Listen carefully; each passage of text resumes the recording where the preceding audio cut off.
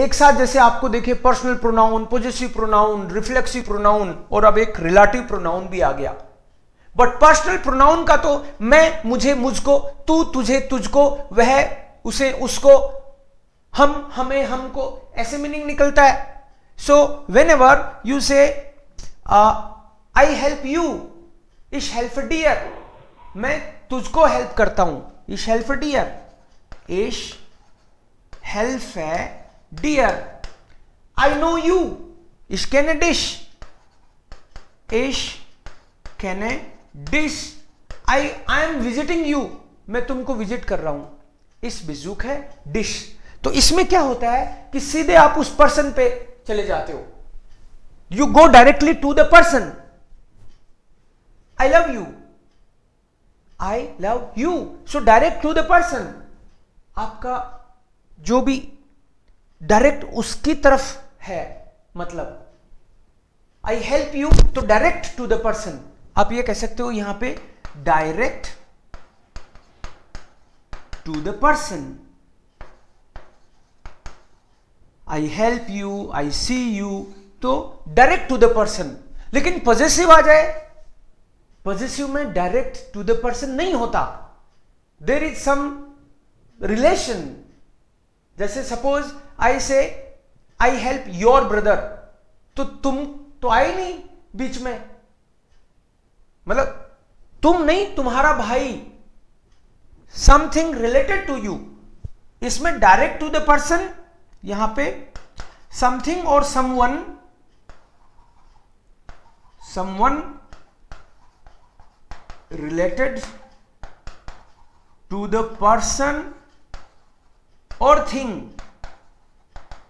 Direct नहीं, इसमें related.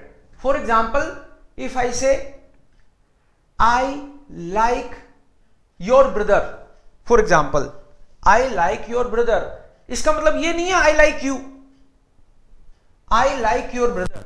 इसका एग्जाम्पल इश माग डाइनन ब्रूडर। सो डायरेक्ट आप उस पर्सन को लाइक नहीं कर रहे, उससे related, related, someone related, something related, right, related, जिसका रिलेशन है। आई लाइक योर ब्रदर, अगर मैं बोलूं आई लाइक योर स्टाइल, तो तुम नहीं, तुम्हारी स्टाइल, तुम नहीं है इसमें, तुम्हारा, उससे related. I like your house, तुमको नहीं, तुम्हारे घर को। इश माग डाइन हाउस। So in personal pronoun direct to the person, direct, here related to the person और thing, not direct. And reflexive pronoun, इसमें subject and object is the same person, subject and object is the same person, and verb में always जिश आएगा, verb with जिश, यही तो condition है। तभी तो हम बोलते हैं कि इश बाडमिश, इश बाडमिश। सो मिश और इश is the same person. And now you are talking about reflect, जो रिलेटिव प्रोनोमेन, ये रिलेटिव आ गया।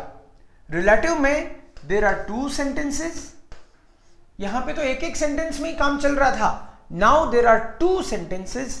द सेकेंड सेंटेंस में कोई चीज ऐसी है कि वो फर्स्ट में रिलेट कर रहा है, एंड दैट्स वाई मीनिंग यहां पे दैट, हु, whom और which, जो कि पहले से रिलेट कर रहा है। राम कॉम्ट, राम कॉम्ट, ये एक सेंटेंस है। पहला सेंटेंस इंडिपेंडेंट हो सकता है, इसका अपने आप में मीनिंग है, और दूसरे का भी अपने आप में मीनिंग है, लेकिन जब वो इससे रिलेट कर जाता है तो उसका जो सब्जेक्ट है वो इनमें से किसी न किसी रूप में चेंज हो जाता है. सो राम कॉम्ट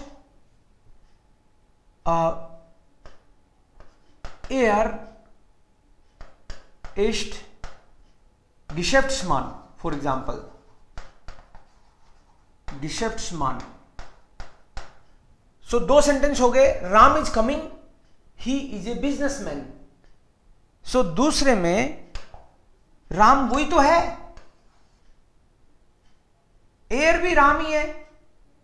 सो राम कॉम्ट, अब ये सब्जेक्ट है. Der Geschäftsmann ist.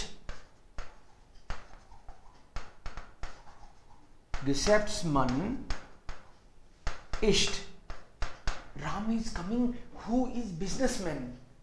So दोबारा राम इज बिजनेसमैन या ही इज बिजनेसमैन नहीं लिखते. Who is businessman? जो की, राम जो की. ये who, whom और to whom, इसमें who, whom और to whom मैंने इसीलिए लिखा है कि who आप देखो तो सब्जेक्ट के तौर पे, whom आप देखो तो ऑब्जेक्ट एक्यूजेटिव के तौर पे, और to whom में ऑब्जेक्ट डाटिव के तौर पे. आप पहचान लो उसको. सो कंफ्यूज नहीं होना है चारों चीजों में. ये चारों अलग अलग चीजें हैं, लेकिन एक साथ देखोगे तो आपको पता रहेगा सबका अपना अलग काम है. इसमें हम लोग रिपीटेशन से बचते हैं और लैंग्वेज को थोड़ा ब्यूटीफाई करते हैं. जर्मन्स इसको बहुत यूज करते हैं and that's why we are learning. Otherwise तो अभी तक भी काम चल ही रहा था हमारा.